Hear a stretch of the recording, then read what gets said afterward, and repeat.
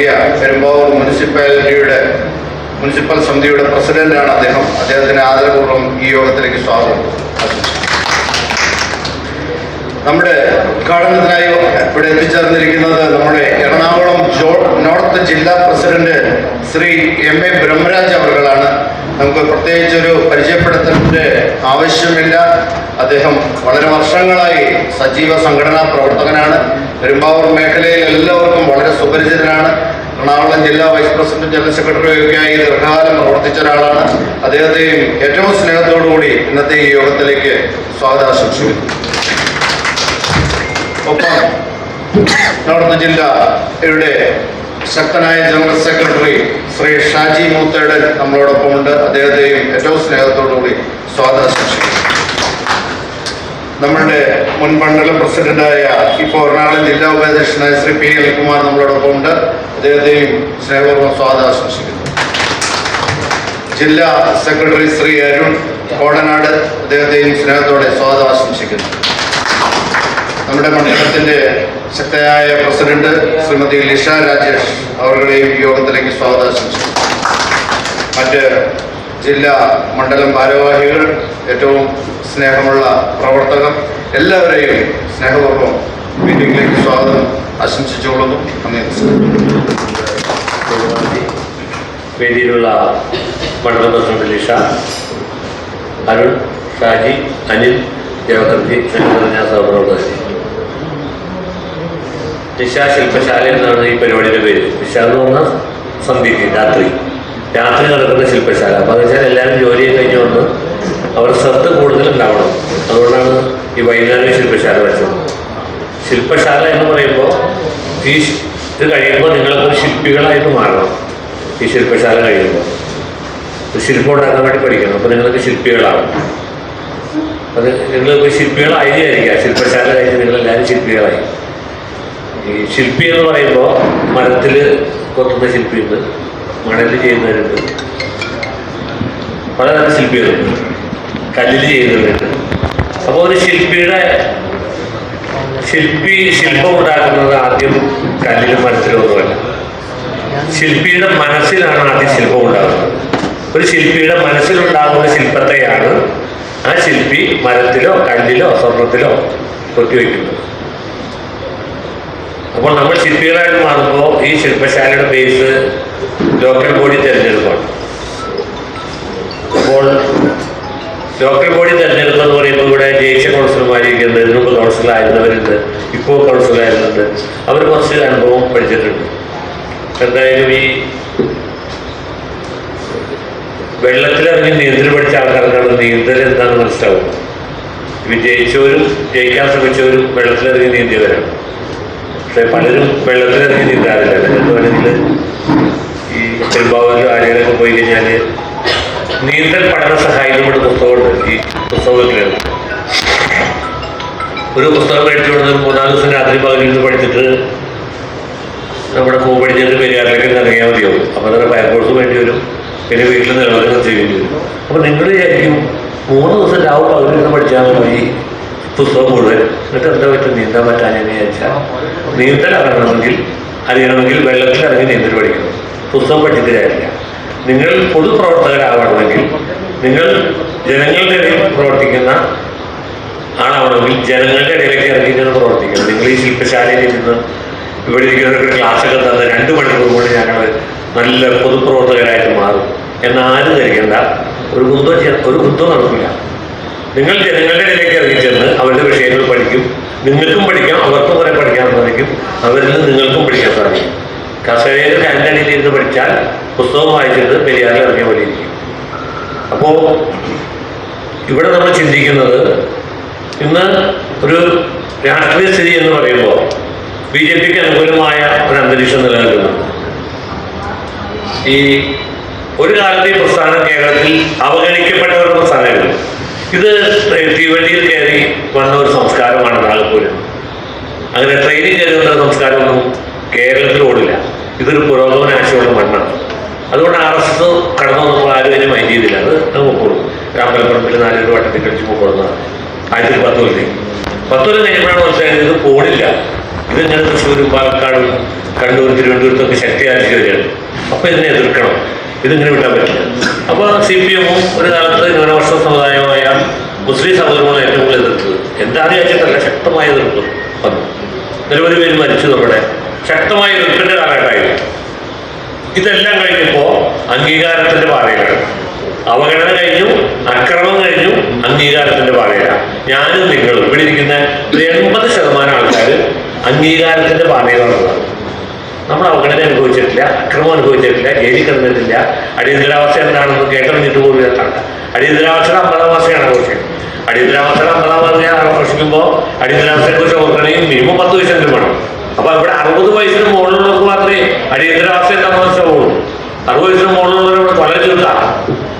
നോണ്ടെങ്കിൽ തന്നെ അടിയന്തരാവസ്ഥ ചിലപ്പോൾ അനുഭവിച്ചിട്ടുണ്ടാവില്ല. അപ്പോൾ ആയിരക്കണക്കിന് പ്രവർത്തകരുടെ യൗവനം ഒന്നും നോക്കാതെ എടുത്തു ചാടി ഇതിന് ആദർശത്തിന് വേണ്ടിയിട്ട്. അങ്ങനെ ഈ പ്രസ്ഥാനം എന്ന അംഗീകാരത്തിൻ്റെ പാതയിലാണ്. അംഗീകാരത്തിൻ്റെ പാതയിലാകുമ്പോൾ ശ്രദ്ധിക്കേണ്ട ഒരു കാര്യമുണ്ട്. അംഗീകാരം കിട്ടുമ്പോൾ നമുക്ക് അല്പം വിനയമൊക്കെ ഉണ്ടാവണം ആൾക്കാർ പെരുമാറുന്നത്. ഈ പ്രധാനം പറയാതെ വാഴ കുറച്ചാൽ വാഴ കുനിയണം. എന്തിനാ ആൾക്കാർക്ക് കൊല വെട്ടണമല്ലോ, വാഴ തീർന്നു പോയാലോ. അപ്പം നിങ്ങൾക്ക് എന്തെങ്കിലും അധികാരം കിട്ടുമ്പോഴോ നിങ്ങൾക്ക് അംഗീകാരം കിട്ടുമ്പോഴോ നിങ്ങൾ ശിരസ് കുനിയണം വിനയത്തോടു കൂടി. വിനയമുണ്ടാകുമ്പോൾ വിജയമുണ്ടാകും, വിജയമുണ്ടാകുമ്പോൾ വിനയമുണ്ടാകും. ഇത് പരസ്പരം പോലെ. അങ്ങനെ വിനയത്തോടു കൂടി നമ്മൾ ജനങ്ങളെ സേവിക്കണം. അവരെ പറഞ്ഞു വന്നത് ഈ പ്രസ്ഥാനം ഒരു കാലത്ത് അവഗണനയായിരുന്നു, ഒരു കാലത്ത് അക്രമമായിരുന്നു. അതെല്ലാം പേരിൽ ഈ പ്രസ്ഥാനം അംഗീകാരത്തിൻ്റെ പാതയിലാണ്. ഏത് മേഖലയിൽ നോക്കിയാലും വളരെ സുശക്തമായ ഒരു രാഷ്ട്രീയ സംവിധാനം ഇന്ത്യ ഭരിച്ചുകൊണ്ടിരിക്കുകയാണ്. എല്ലാ പ്രശ്നങ്ങളും പരിഹരിച്ചുകൊണ്ട് അവസാനം വന്ന പഹൽഗാം അക്രമത്തിൽ നമുക്കറിയാം. അങ്ങനെ വീണ് കിടന്ന സ്വന്തം ഭർത്താവിൻ്റെ അടുത്ത് ആ ജഡം നോക്കി കരയുന്ന സഹോദരിയോട് എന്താ പറഞ്ഞ പാകിസ്ഥാൻ ഭീകരവാദി, നീ പോയി നിന്റെ മോഡിയോട് പറ ഷൂട്ട് ചെയ്തിട്ട്.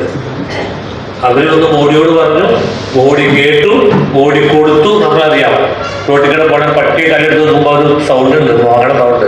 അങ്ങനെ പാകിസ്ഥാൻകാർ മോഹണ സൗണ്ട് ഇന്ത്യ മുഴുവൻ, ലോകം മുഴുവൻ കേട്ടു. മോഡി പറഞ്ഞ് തിരിച്ചു കൊടുത്തപ്പോൾ എത്ര കൃത്യമായിട്ടായിരുന്നു. നിങ്ങളാ പട്ടാളക്കാരുടെ വീഡിയോ കണ്ടെന്ന് എനിക്കറിയില്ല. കൃത്യമായിട്ട് പറഞ്ഞു എഞ്ചിനീയർ, ഞങ്ങൾ പാകിസ്ഥാൻ പോരാടി താമസിക്കുന്ന കെട്ടിടം ഐഡന്റിഫൈ ചെയ്യുന്നു. ആ കെട്ടിടം ഏതൊക്കെ മെറ്റീരിയൽ വെച്ച് ഉണ്ടാക്കിയെന്ന് പഠിക്കുന്നു. ഏത് മെറ്റീരിയൽ വെച്ചുള്ള കെട്ടിടത്തിലാണ്, പണിത കെട്ടിടത്തിലാണ് ഭീകരമായി താമസിക്കുന്നത്. ആ കെട്ടിടം തകർക്കണമെങ്കിൽ എത്ര ശക്തിയുള്ള സാധനം. ഇത് ഞങ്ങൾ കഴിഞ്ഞ 10-12 ദിവസമായിട്ട് രാവും പകലും 3 സേന കൂടി ഒരുമിച്ചിരുന്ന എഞ്ചിനീയർമാരും ടെക്നീഷ്യന്മാരും വിദഗ്ധമായി സ്റ്റഡി ചെയ്തിട്ട് വളരെ കൃത്യമായിട്ട് ഓപ്പറേഷൻ നടത്തിയത്. അതുകൊണ്ടാണ് അങ്ങനെ കൃത്യമായിട്ട് ചെയ്യാൻ പറ്റിയത്. അതുകൊണ്ട് മോഡി കഴിഞ്ഞ ദിവസം പറഞ്ഞു, അങ്ങനെ സിന്ദൂരം മാച്ചു കളഞ്ഞ സഹോദരിമാരോടാണ് അത് പോയി പരാതി പറയാൻ. അങ്ങനെ മാച്ചു കളഞ്ഞ സിന്ദൂരം മാഞ്ഞു പോവുകയല്ല, സിന്ദൂരം വെടിമരുന്നായി മാറുന്നത് ലോകം കണ്ടു. ലോകത്തിന്റെ ഏത് കോണിൽ പോയി ഒളിച്ചാലും ഭീകരവാദിക്ക് രക്ഷപ്പെടാൻ സാധിക്കില്ല എന്ന് കൃത്യമായി കാണിച്ചു കൊടുക്കുന്ന ഒരു ഭരണാധികാരി ഇന്ത്യ ഭരിച്ചുകൊണ്ടിരിക്കുകയാണ്. സർവ്വ മേഖലയിലും സാധാരണക്കാർക്കും അല്ലാത്തവർക്കും എല്ലാ പ്രശ്നങ്ങൾക്കും പരിഹരിപ്പിച്ചുകൊണ്ടു. അങ്ങനെ ലോകത്തിന്റെ നിർദ്ദേശിക്ക് നടന്നെടുക്കുകയാണ്. മുസ്ലിം രാഷ്ട്രങ്ങൾ വരെ ഇന്ത്യയെ പിന്തുണച്ചു ഈ ഭീകരവാദികൾക്കെതിരെ ഓപ്പറേഷനിൽ. അപ്പൊ നമുക്ക് എന്തുകൊണ്ടും ഏത് വീട്ടിൽ കയറി ചെന്നും ആരോടും സംസാരിക്കാം മോഡി സർക്കാരിനെ കുറിച്ച്. അച്ഛന് കിട്ടിയ പദ്ധതിയുണ്ട്, അമ്മയ്ക്ക് കിട്ടുന്ന പദ്ധതിയുണ്ട്, മകൾക്ക് കിട്ടുന്ന പദ്ധതിയുണ്ട്, മകന് കിട്ടുന്ന പദ്ധതിയുണ്ട്. എല്ലാവർക്കും, ഒരു വീട്ടിലെ എല്ലാവർക്കും കിട്ടുന്ന പദ്ധതികൾ. അങ്ങനെ സാധാരണക്കാരൻ്റെ ജീവിതം സുഗമമാക്കാൻ കൃത്യമായിട്ടുള്ളൊരു ഭരണകൂടം. അപ്പൊ നമുക്ക് ധൈര്യമായിട്ട് വീടുകളിലേക്ക് കയറി ചെല്ലാം. ഞങ്ങൾ BJPയുടെ സാരഥികളാണ്, ഞങ്ങൾ നരേന്ദ്രമോദി സർക്കാരിൻ്റെ വക്താക്കളാണ്, നിങ്ങൾക്ക് എന്താണ് വേണ്ടത് എന്ന് ചോദിക്കാൻ പറ്റിയ അന്തസ്സുള്ളൊരു കാലത്താണ് BJPയുടെ പതാകവാഹകരായി നമ്മൾ മാറുന്നത്. അപ്പൊ ഈ ലോക്കൽ ബോഡിയിൽ നമ്മുടെ ഉത്തരവാദിത്തം എന്താ? നിരവധി താമരകൾ വിരിയണം, 1-2 വിജയം. അതുകൊണ്ടാണ് ചരിത്രത്തിൽ ആദ്യമായിട്ട് ഭാരതീയ ജനതാ പാർട്ടി 6-7 മാസം മുമ്പ് ഒരു ലോക്കൽ ബോഡി തെരഞ്ഞെടുപ്പിന് ഇവിടെ സംഘടനപുരം നടന്ന 40-50 കൊല്ലമായിട്ട് സംഘടനപുരം നടത്തുന്ന രാധാകൃഷ്ണൻ ഉൾപ്പെടെയുള്ള ആൾക്കാർ ഇവിടെ ഇരിക്കുന്നു. ചരിത്രത്തിൽ ആദ്യമായിട്ടാണ് BJP ലോക്കൽ ബോഡി തെരഞ്ഞെടുപ്പിൽ ഇത്ര നേരത്തെ പ്ലാനിങ് നടത്തുന്നു, വാർഡുകൾ തിരിക്കുന്നു, 5-അംഗ സമിതി ഉണ്ടാക്കുന്നു, ക്ലസ്റ്റർ ഉണ്ടാക്കുന്നു.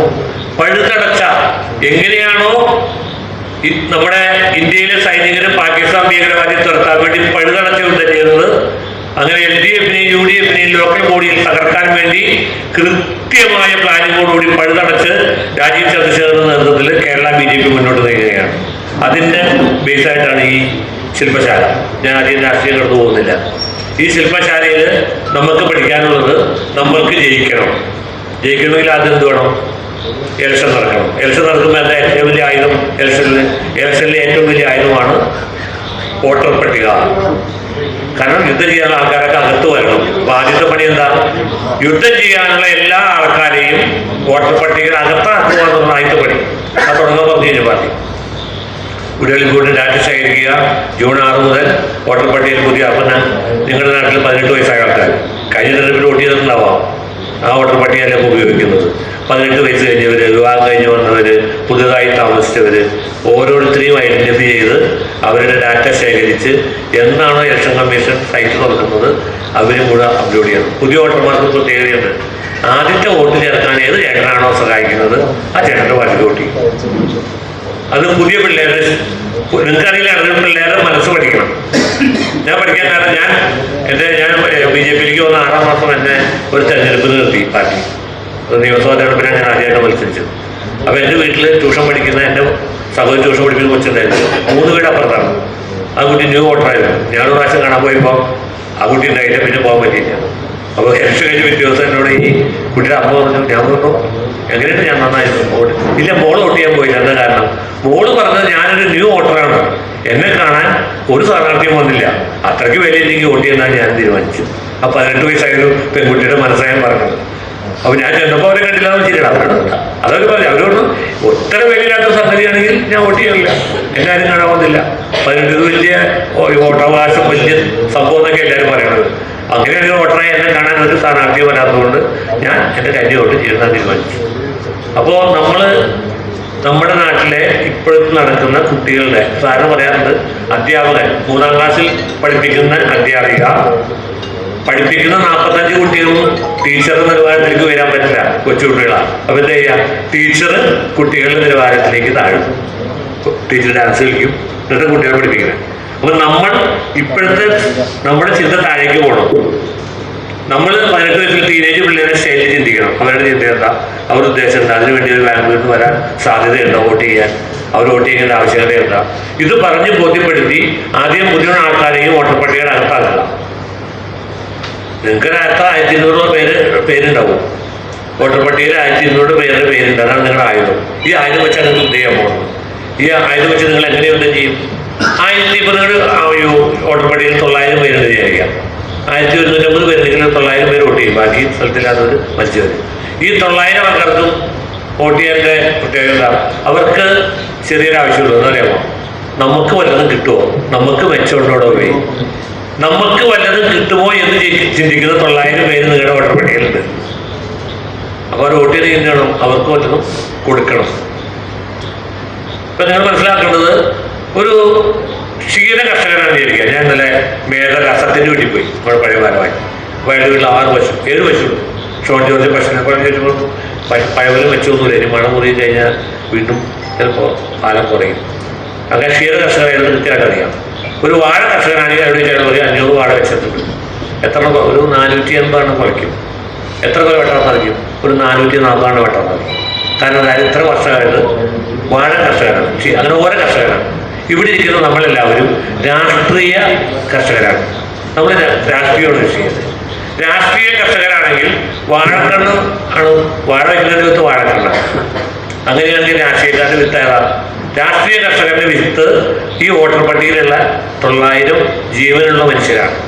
ജീവനുള്ള മനുഷ്യരുടെ പ്രത്യേകത പറഞ്ഞു എന്താ? എനിക്ക് വല്ലതും കിട്ടുമോ എന്ന് ചിന്തിക്കുന്ന 900 മനുഷ്യർ ആണ് നിങ്ങളുടെ വിത്ത്. ഇവർക്ക് നിങ്ങൾ എന്തെങ്കിലും കൊടുത്താൽ, കൂടുതൽ കൊടുത്താൽ കൂടുതൽ കിട്ടും, കുറച്ച് കൊടുത്താൽ കുറച്ച് കിട്ടും.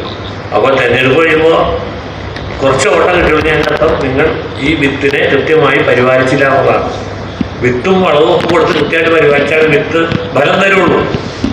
വാഴ നന്നാക്കി വാഴക്കണ്ണ് കിട്ടും, നെല്ല് നന്നാക്കി നെല്ലിനൊക്കെ നെല്ല് കിട്ടും. അപ്പം നിങ്ങൾ ഈ 900 വിത്തിനെ കൃത്യസമയത്ത് വളം കൊടുത്തോ വെള്ളം കൊടുത്തോ പരിപാലിപ്പിച്ചിട്ടുണ്ടോ? എപ്പോഴാണ് ഈ വിത്തിന് വളം ആവശ്യം? കഴിഞ്ഞ 5 വർഷത്തിനുള്ളിൽ 900 പേര് ഞാൻ പറഞ്ഞു നിങ്ങളുടെ വോട്ടർപട്ടികയിൽ. കഴിഞ്ഞ 5 വർഷം, കഴിഞ്ഞ ലോക്കൽ ബോഡി തെരഞ്ഞെടുപ്പ് കഴിഞ്ഞ് ഈ ലോക്കൽ ബോഡി തെരഞ്ഞെടുപ്പ് വരെ ഈ വോട്ടർ പട്ടികയിലെ 120 പുരുഷന്മാർ മരിച്ചിട്ടുണ്ട് 5 കൊല്ലം കൊണ്ട്. ഈ 120 പുരുഷന്മാരിൽ 80 പുരുഷന്മാർ കുടുംബനാഥന്മാരായിരുന്നു, വിവാഹം കഴിഞ്ഞ് ജീവിച്ച ആൾക്കാരായിരുന്നു. അപ്പൊ 80 പുരുഷന്മാര് വിവാഹം കഴിഞ്ഞവരായിരുന്നു. 5 കൊല്ലത്തിന് മരിച്ചു. 80 കുടുംബനാഥന്മാരും മരിച്ചപ്പോൾ അവിടെ വേറൊരു പ്രക്രിയ സംഭവിച്ചു. എന്താണെന്നറിയാമോ? അവിടെ വേറൊരു ജനനം കൂടി നടന്നു. 80 പുരുഷന്മാർ മരിച്ചപ്പോൾ, കുടുംബനാഥന്മാർ മരിച്ചപ്പോൾ 80 വിധവകൾ ജനിച്ചു നിങ്ങളുടെ വാടി. അപ്പോ ഈ 80 വിധവകളിൽ 65 വിധവകൾക്കും വിധവാ പെൻഷൻ ശരിയാക്കി കൊടുത്തത് BJPയുടെ ബൂത്ത് കമ്മിറ്റിയാണ്. BJPയുടെ ബൂത്ത് കമ്മിറ്റി മുനിസിപ്പാലിറ്റി പോയി മേടിച്ചു കൊടുന്ന് ആ മാസം തന്നെ അവരെ കൊണ്ട് ഒപ്പിടിച്ച് ഈ 80 വിധവകളിൽ 65 വിധവകൾക്കും വിധവാ പെൻഷൻ റെഡിയാക്കി കൊടുത്താൽ BJPയുടെ ബൂത്ത് കമ്മിറ്റിയാണ് പ്രവർത്തിച്ചത്. ആ 80 വിത്തിന് ആവശ്യം അപ്പോൾ ഉള്ള വെള്ളം എന്തായെന്ന് വെച്ചാൽ ഈ വിധവാ പെൻഷനായി. കഴിഞ്ഞ 5 വർഷത്തിനുള്ളിൽ നിങ്ങളുടെ ഈ 900 പേരിൽ 160 പേര് വാർദ്ധക്യകാല പെൻഷൻ അർഹരായിരുന്നു.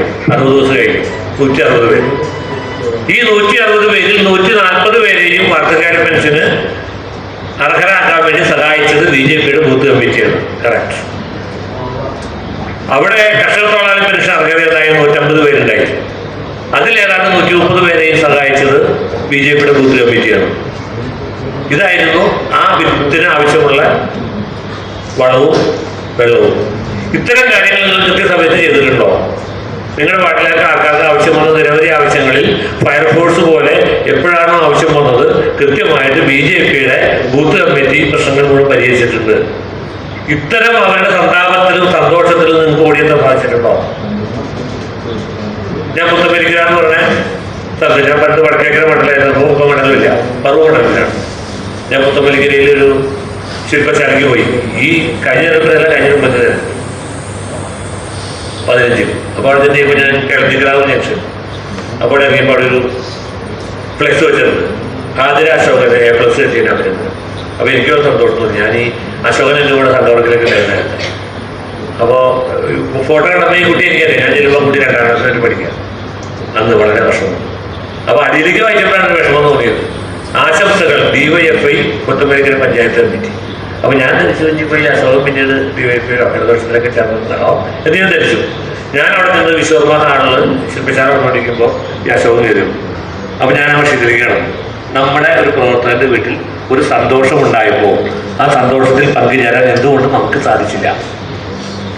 അങ്ങനെ അശോകൻ്റെ മുകളിലെ ഫോട്ടോ കണ്ടു. അപ്പോൾ സ്റ്റേജിൽ ഇരുന്നൊരാൾ പറഞ്ഞു, ഈ അശോകനെ ഞാൻ എല്ലാ ദിവസവും കാണുന്നത്, അവരൊരു വാക്ക് പറയണ്ടേ എൻ്റെ മോക്കെ A+ കിട്ടിയത്, അവൻ പറഞ്ഞില്ല. സദസ്സിൽ നിന്ന് ഒരാൾ പറഞ്ഞു, മിനിഞ്ഞാന്നുകൂടി അമ്പലത്തിൽ വെച്ച് അവിടെ കണ്ടതാണ്, അവിടെ ഒരു വാക്ക് പറഞ്ഞില്ല. അപ്പോൾ കുറ്റവാലി അശോകൻ്റെ ഭാര്യയുടെ. പിന്നെ ഞാൻ ചർച്ച നീട്ടിയില്ല. കാരണം വേറെ ആരെങ്കിലും എഴുന്നേറ്റ് അശോകൻ്റെ മോളെ കുഴപ്പമുണ്ടാക്കിയത് എല്ലാത്തിനും A+ പഠിക്കുന്ന പോലെ കാര്യം ഉണ്ടായിരുന്നു ചോദിച്ചാൽ അത് വഷളാവും. അപ്പൊ ഞാൻ പറഞ്ഞു വന്നത്, ഒരു BJP പ്രവർത്തകന്റെ വീട്ടിൽ സന്തോഷം ഉണ്ടായപ്പോൾ BJPക്കാർ വന്നില്ല. എതിരാളികൾ അറിഞ്ഞു, അവർ വന്നു. ഞാൻ ആ ശില്പശാല കഴിഞ്ഞ് അശോകന്റെ വീട്ടിൽ പോയി. അശോകന്റെ ഭാര്യ കണ്ടു. അശോകന്റെ ഭാര്യ വന്നു. അതിൽ വന്നൊരു മോളുടെ ഫ്ലെക്സ് വയ്ക്കാന്ന് പറഞ്ഞപ്പോൾ ഞാനൊരു അമ്മയില്ല ചേട്ടാ, എൻ്റെ മോള് 4 ഫ്ലെക്സ് വയ്ക്കില്ല എന്ന് വെച്ചതേമോ. ആ തെരഞ്ഞെടുപ്പിൽ ആ വാർഡിൽ മത്സരിച്ചത് DYFIയുടെ ഈ ഫ്ലെക്സ് വെച്ച രാജേഷാണ് മത്സരിച്ചത്.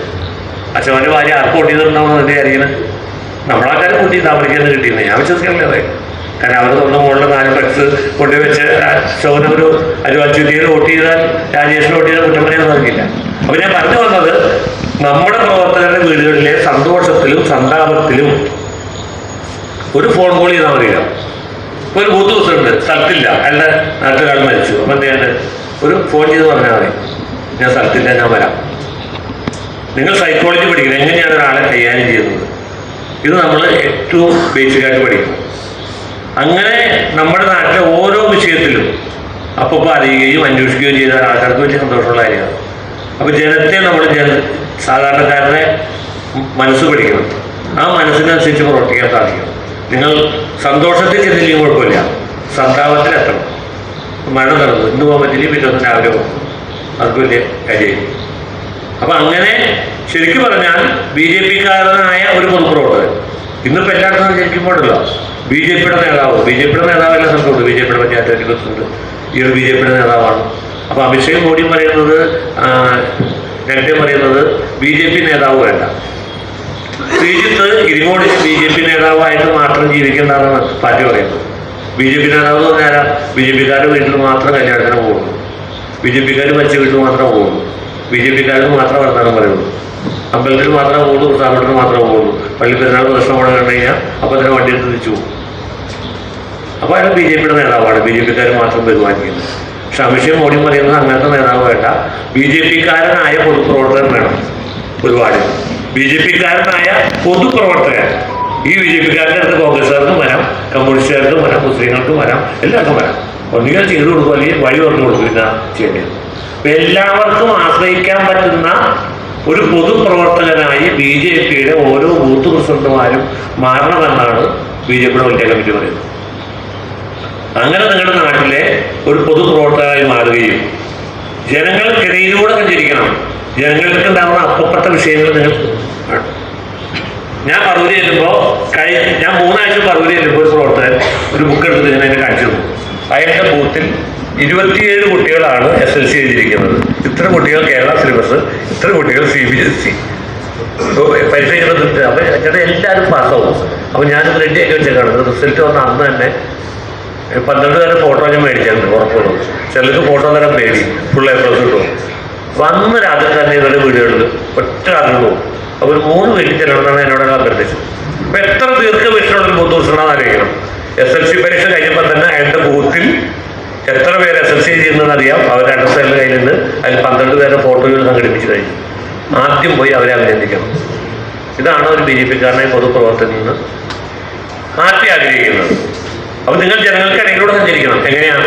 മത്സ്യം വെള്ളത്തിലൂടെ സഞ്ചരിക്കുന്ന പോലെ, മത്സ്യം വെള്ളത്തിലൂടെ സഞ്ചരിക്കുന്ന പോലെ ബി ജെ പിയുടെ പൊതുപ്രവർത്തകൻ ആ നാട്ടിലെ ജനങ്ങൾക്കിടയിലൂടെ സഞ്ചരിക്കുകയും അവരുടെ സന്തോഷത്തിലും സന്താപത്തിലും പങ്കാളികളാവുകയും എപ്പോൾ നിങ്ങൾക്ക് ചെയ്യുന്നുവോ ഒരു സംശയവും വേണ്ട, അവിടെ വിജയമുണ്ടാകും. അത്തരത്തിൽ ഓരോ ബി ജെ പി പ്രവർത്തകരും മാറണം എന്നുള്ളതാണ് ഇന്ന് പാർട്ടി ആഗ്രഹിക്കുന്നത്.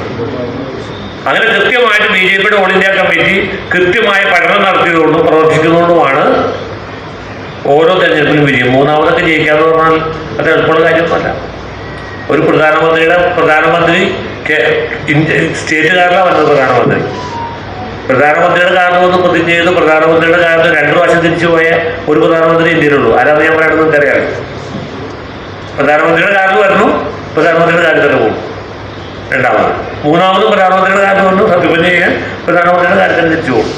അങ്ങനെയുള്ള ഭാഗ്യം കിട്ടിയ ഒരു പ്രധാനമന്ത്രി ഇന്ത്യയിലുള്ളൂ. ഇതെന്തുകൊണ്ട് സാധിക്കുന്നു? ഒരു പ്രാവശ്യം നിങ്ങൾക്ക് ജയിക്കാം. എങ്ങനെയാണെന്നറിയാമോ? എതിരാളികൾ ജയിക്കുവാണെങ്കിൽ. എതിരാളി ഇപ്പം നിങ്ങൾ ആദ്യ പ്രാവശ്യം CPM ഭരിക്കുന്നൊരു വാർഡ് വളരെ മോശം പഠനം, വഴിയെല്ലാം മോശം. അപ്പോൾ അവർ എന്തായാലും ഇവരെ മാറ്റിയിട്ട് കാര്യമുള്ളൂ. BJP മെമ്പറെ ജയിപ്പിച്ചു, മറ്റേ ആളുടെ നെഗറ്റീവ് വോട്ട് നമ്മൾ ജയിച്ചു. 2ാമത് ജയിക്കണമെങ്കിൽ ഈ മെമ്പറെ പോസിറ്റീവ് ഉണ്ടാവണം, അല്ലെങ്കിൽ ജയിപ്പിക്കില്ല.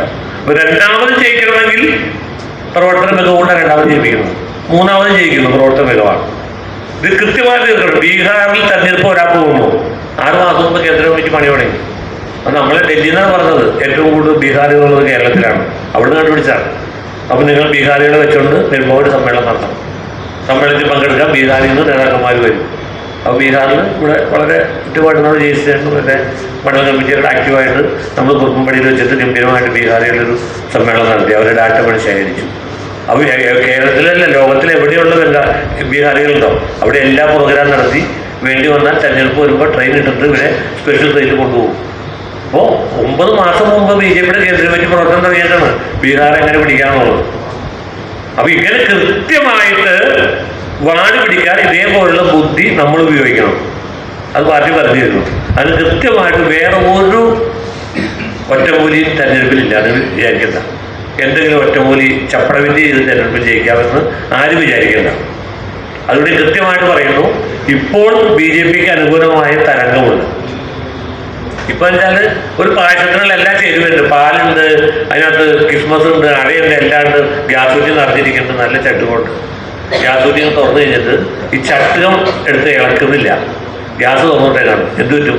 ഇത് കഴിഞ്ഞു പോയി പായസം കഴിക്കാൻ പറ്റില്ല. ചട്ടുകമാണ് ഞാനും നിങ്ങളും. BJPയുടെ ബൂത്ത് കമ്മിറ്റിയാണ് ചട്ടുകം. ഈ ചട്ടുകം എങ്ങനെ പോകണം?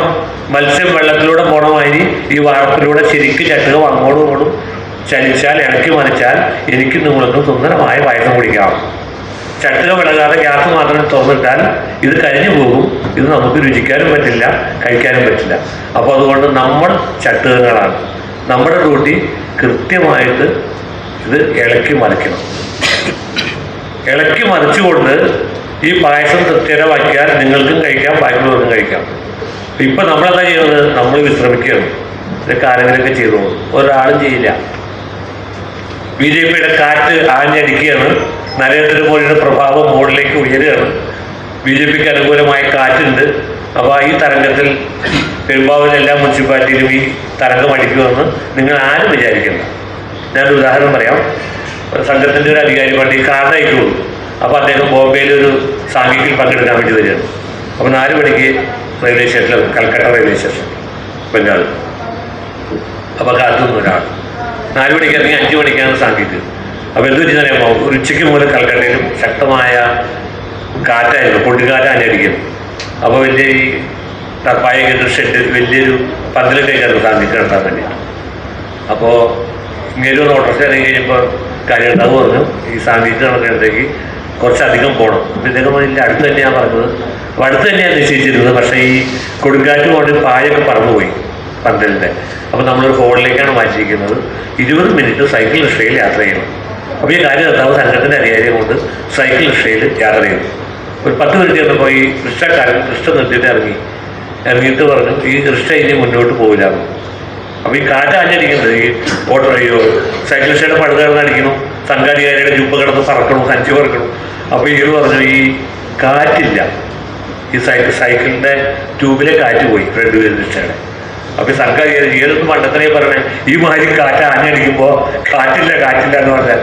അപ്പോൾ സാർ, ആ കാറ്റ്, ആ അടിക്കുന്ന കൊടുങ്കാറ്റ് ഈ ട്യൂബിൽ കയറില്ല. ഈ ട്യൂബിൽ കയറണമെങ്കിൽ ഹാൻഡ് പമ്പ് വെച്ചടിക്കണം പറഞ്ഞു. കാറ്റ് ആഞ്ഞടിക്കണം സാർ, ഈ ട്യൂബിൽ കയറില്ല. ഒരു കാര്യം ഞാൻ നിങ്ങളോട് പറയാം, മോഡിക്ക് അനുകൂലമായ കാറ്റ് ആഞ്ഞടിക്കുന്നുണ്ട്, BJP തരംഗം ആഞ്ഞടിക്കുന്നുണ്ട്. ആ കാറ്റ് പെരുമ്പാവൂർ മുനിസിപ്പാലിറ്റിയിലെ ബൂത്തിലെ ട്യൂബിൽ കയറുമെന്ന് നിങ്ങൾ ആരെങ്കിലും വിചാരിക്കുന്നുണ്ടെങ്കിൽ കയറില്ല. സംഘടനയാകുന്ന പമ്പ് വെച്ച് അടിച്ചാൽ മാത്രമേ ഈ ട്യൂബിൽ കാറ്റ് കയറുള്ളൂ, അല്ലാണ്ട് വണ്ടി ഓടില്ല. അതുകൊണ്ട് കൃത്യമായിട്ട് ഞാൻ പറയാം, സംഘടന ഉണ്ടാക്കുകയും സംഘടന ചലിപ്പിക്കുകയും കാര്യകർത്താക്കന്മാർ പണിയെടുത്താൽ മാത്രമേ ഈ തെരഞ്ഞെടുപ്പിൽ വിജയം ഉണ്ടാവൂ, ഒരു സംശയവും വേണ്ട. അതിന് കൃത്യമായ ആദർശം നമ്മുടെ മുമ്പിലുണ്ട്. വന്ദേമാതരം കഴിഞ്ഞിട്ട് ഭാരത് മാതാക്കി ജയ് വിളിച്ചു. ഈ ഭാരത് മാതാവ് തന്നെയാണ് നമ്മുടെ വികാരം. ഈ ഇപ്പോൾ ഉടനെ കർക്കിടക മാസം വരികയാണ്, ഒരു മാസം കൂടി കഴിഞ്ഞാൽ ഈ രാമായണം വായിക്കുന്ന സമയമാണല്ലോ.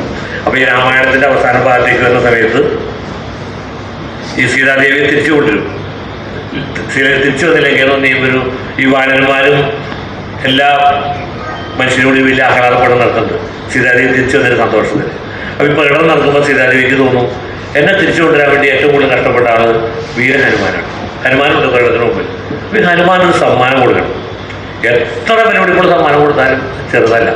അത്രയ്ക്ക് വലിയ ത്യാഗമാണ് ഹനുമാൻ ചെയ്തത്.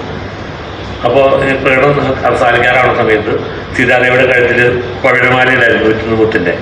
അപ്പോൾ സീതാദേവി പവിഴമാല ഊരിയിട്ട് ഹനുമാനെ എറിഞ്ഞു കൊടുക്കുന്ന രംഗം രാമായണത്തിൽ. അപ്പോൾ ഈ ഹനുമാൻ ഈ മാന ചാടി പിടിക്കും. അപ്പോൾ എല്ലാവരും ഹനുമാനെ നോക്കണം, ഇതിലൊക്കെ തുള്ളിച്ചാടും, ഭാഗ്യവാൻ പവിഴമാല കിട്ടിയിരിക്കും. പക്ഷേ ഹനുമാനെ യാതൊരു ഭാവവ്യത്യാസമില്ല. ആൾക്കാരെല്ലാവരും ഹനുമാനെ നോക്കുന്നു. ഹനുമാൻ ഇങ്ങനെ ഈ ഓരോ മുട്ടും ഇങ്ങനെ മാറി നോക്കണം. അപ്പോൾ ആൾക്കാർക്ക് സംശയം തോന്നിയത് പവിഴമാണെന്നോ സംശയമുണ്ടോ ഹനുമാൻ. അങ്ങനെ എല്ലാ മുത്തും മാറി നോക്കിയ ഹനുമാൻ യാതൊരു ഭാവവ്യത്യാസവുമില്ലാതെ ഒരു മുത്ത് കടിച്ചു പൊട്ടിച്ചു. അപ്പോൾ എല്ലാവർക്കും സീതാദേവിക്ക് ഭയങ്കര ദേഷ്യം വന്നു. അപ്പോൾ 2ാമത്തെ മുത്ത് കടിച്ചു പൊട്ടിക്കുന്നു, 3ാമത്തെ മുത്ത് കടിച്ചു പൊട്ടിക്കുന്നു. എല്ലാ മുത്തും കടിച്ചു പൊട്ടിച്ച വീരഹനുമാൻ ആ പവിഴമാല തെരുവിലേക്ക് വലിച്ചത്. അപ്പോൾ സീതാദേവിക്ക് ഭയങ്കരമായിട്ട് ദേഷ്യം വന്നു. കുരങ്ങൻ്റെ ഒരു പൂമാല കൊടുത്തു കേട്ടിട്ടുണ്ട്, ഇവരെന്താണ് ചെയ്തത്? വളരെ ദേഷ്യത്തോടുകൂടി സീതാദേവി ചോദിക്കണം, നീ എന്താണ് ചെയ്തതെന്ന് ചോദിച്ചപ്പോൾ ഹനുമാൻ പറഞ്ഞു, ഞാൻ അതിൽ എൻ്റെ രാമനെയും സീതയും നോക്കി, രാമനും സീതയില്ല. എത്ര പരിപാടിക്കുള്ള സാറായാലും രാമനും സീതയില്ലാത്തതൊന്നും എനിക്ക് വേണ്ട. അപ്പോൾ സീതാദേവിക്ക് വീണ്ടും സംശയം, നീ പറയുന്നത് സത്യമാണോ? അപ്പോൾ ഹനുമാൻ പറയുന്നു, എൻ്റെ മന്ത്രം, എൻ്റെ ശ്വാസം, എൻ്റെ രക്തം, എൻ്റെ ജീവൻ, എൻ്റെ മൂർത്തി, ഇതെല്ലാം രാമനും സീതയാണ്. എൻ്റെ ശരീരം മുഴുവൻ രാമനും സീതയാണ്. വീണ്ടും സീതാദേവിക്ക് സംശയം, നിന്നിൽ രാമനും സീതയും ഉണ്ടോ? അപ്പോൾ ഹനുമാൻ പറഞ്ഞു തീർച്ചയായിട്ടും ഇനി രാമനും സീതയും ഉണ്ട്. അപ്പോൾ സീതാദേവി പറഞ്ഞു എനിക്ക് കാണണം എന്ന് പറഞ്ഞു. പണ്ട് കലണ്ടറിൽ കാണാറുണ്ട്, ഇപ്പോൾ നിങ്ങൾക്ക് വേണമെങ്കിൽ വാട്സപ്പിൽ കാണാൻ സാധിക്കും. വീര ഹനുമാൻ സീതാദേവിയുടെ മുമ്പിൽ മാറ് പിളർന്ന് കാണിക്കുന്ന ഒരു ഫോട്ടോ.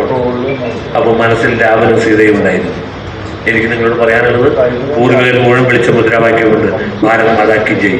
ആ ഭാരത മാതാവിനെ മനസ്സിലേക്ക് ആവാഹിച്ചുകൊണ്ട്, മനസ്സിൽ പ്രതിഷ്ഠിച്ചുകൊണ്ട് ഇനിയുള്ള ദിവസങ്ങളിൽ ഈ പ്രസ്ഥാനത്തിന് വേണ്ടി നിങ്ങൾ കൂടുതൽ സമയം കണ്ടെത്തി ഈ പ്രസ്ഥാനത്തെ വിജയിപ്പിക്കണമെന്ന് മാത്രം അഭ്യർത്ഥിച്ചുകൊണ്ട് ഈ ശില്പശാല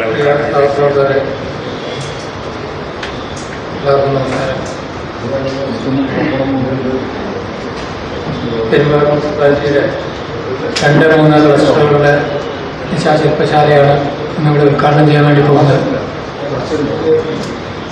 ഓരോ വാർഡിൽ നിന്നും 5 പ്രതിനിധികളെ വെച്ച് പങ്കെടുപ്പിച്ചുകൊണ്ടാണ് ഈ ശില്പശാല എന്നിവിടെ നടത്തുന്നത്. ഉദ്ഘാടനം ചെയ്യുന്നതിന് വേണ്ടി എറണാകുളം ജില്ലാ നോർത്ത് ജില്ലാ പ്രസിഡന്റ് ശ്രീ എം.എൻ. ബ്രഹ്മരാജേട്ടനെ ക്ഷണിച്ചു.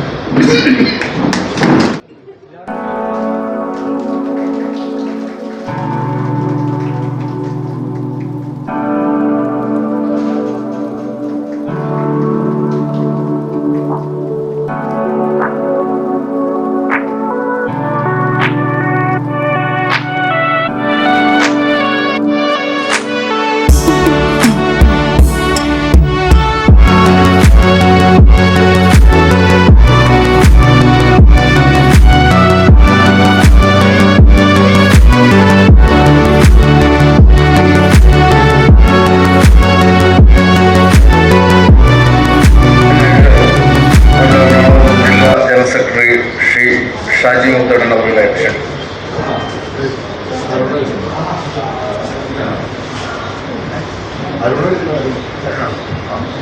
അപ്പോൾ ഷാജി മുത്തോടനുമാണ് നമ്മുടെ ജില്ലാ സെക്രട്ടറി അരുൺ കോടനാട് എത്തിച്ചേർന്നിട്ടുണ്ട്. അദ്ദേഹമായിരിക്കും സെക്ഷൻ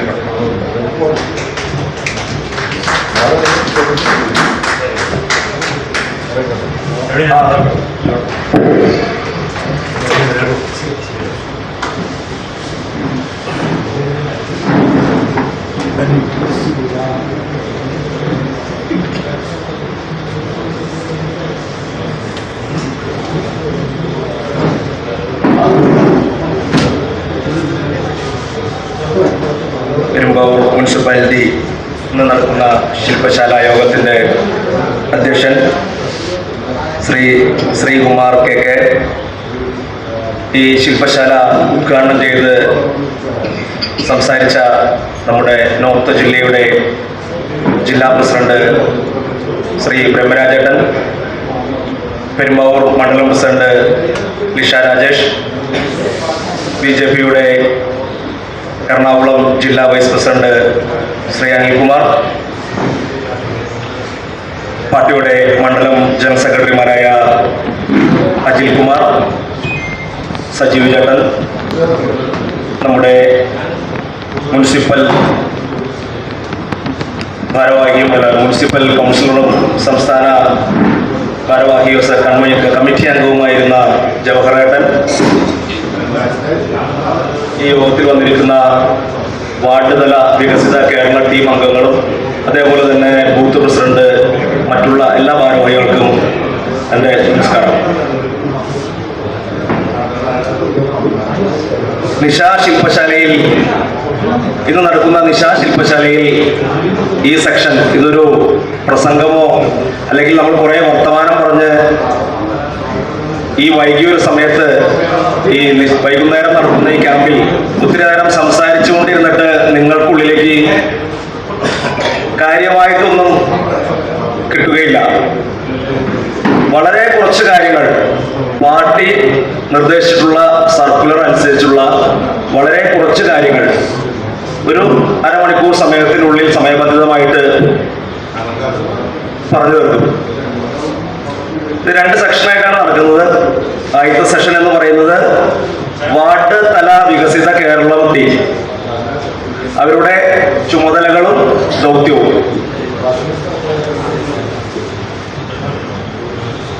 തദ്ദേശ സ്വയംഭരണ സ്ഥാപനങ്ങളിലേക്കുള്ള തെരഞ്ഞെടുപ്പിൽ വാർഡിലെ പ്രവർത്തനത്തിന് നേതൃത്വം കൊടുക്കാൻ വേണ്ടിയുള്ള ടീമാണ് എടുത്തിരിക്കുന്ന വാർഡ് തല വികസിത കേരളം ടീം. ഈ ടീമിൽ നമുക്കറിയാം 5 പേരാണുള്ളത്. ഒരു കൺവീനർ, ഒരു സഹ കൺവീനർ, അതേപോലെ ഒരു SC അംഗം, ഒരു മൈനോറിറ്റി അംഗം, മൈനോറിറ്റി ഉണ്ടെങ്കിൽ നിർബന്ധമില്ല, ഒരു മൈനോറിറ്റി അംഗം, ആ വാർഡിൽ മെമ്പർ ഉണ്ടെങ്കിൽ മെമ്പർ, അല്ലെങ്കിൽ ഒരു വനിതാ മെമ്പർ. അങ്ങനെ 5 പേരാണ് ആ ടീമിൽ ഉൾപ്പെടുത്തിയിരിക്കുന്നത്. ഈ 5 പേരടങ്ങുന്ന ടീമാണ് ഇനി മുതലുള്ള പഞ്ചായത്ത്, ത്രിതല പഞ്ചായത്ത് ഇലക്ഷൻ വരെ BJPയുടെ മുഖം. കഴിഞ്ഞ കാലങ്ങളിൽ നിന്ന് വ്യത്യസ്തമായിട്ട് ഈ തവണ പാർട്ടി പുതിയ രീതിയിൽ പുതിയ പരീക്ഷണങ്ങളും പുതിയ പല തീരുമാനങ്ങളും പ്രധാനപ്പെട്ട മറ്റുള്ള ഭാരവാഹികളും ഈ നിശാ ശില്പശാലയിൽ നമ്മളൊരു ദിവസം നല്ല മഴയുള്ള ഈ കാലഘട്ടത്തിൽ ഈ കഴിഞ്ഞ ദിവസങ്ങളിൽ ഇത്രയും പേമാരി പെയ്തിട്ടും ഈ ക്യാമ്പ് മുടങ്ങാതെ സമയബന്ധിതമായി ഇത് നടത്തുന്നത് എന്തിനാണെന്ന് വെച്ചാൽ മാറാത്തത് ഇനി മാറും എന്ന മുദ്രാവാക്യം മുഴക്കിക്കൊണ്ടാണ് ഈ തവണത്തെ ത്രിതല പഞ്ചായത്ത് ഇലക്ഷനെ BJP